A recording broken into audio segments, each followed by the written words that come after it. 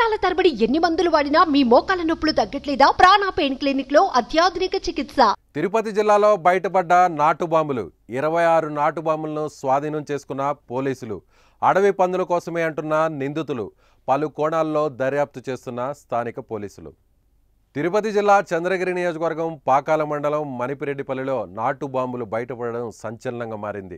నాటు బాంబులు తయారు చేస్తున్నారన్న సమాచారం అందుకున్న పోలీసులు తనిఖీలు చేపట్టారు.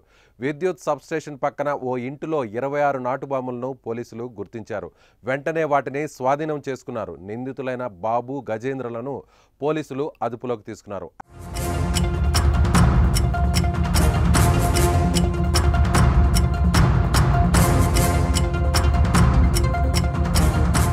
అయితే వాటిని అడవి పందులను భయపెట్టేందుకే తయారు చేస్తున్నట్టు నిందితులు చెబుతున్నారు. ఏది ఏమైనా దేనికోసమైనా నాటు బాంబులు తయారు చేయడం చట్టరీత్యా నేరం. గతంలో చంద్రగిరి నియోజకవర్గంతో పాటు తిరుపతిలోనూ నాటు బాంబులు బయటపడ్డాయి.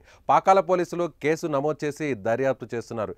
ఇవి నిజంగా అడవి పందుల కోసమే తయారు చేశారా, లేక వేరే ఏదైనా కుట్రపూరితంగా తయారు చేశారా అనే కోణంలో పోలీసులు దర్యాప్తు చేస్తున్నారు. ఏం పని చేస్తాను? పందులు మీ పేరా?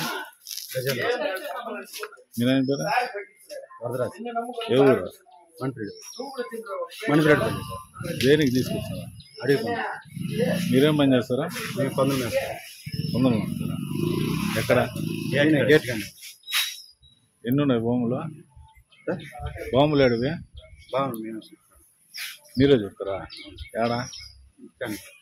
ఇంటికన్నా. ఎన్ని ఉన్నాయి అవి? 25. అవి తీసుకుని ఏం చేస్తారా? పందులు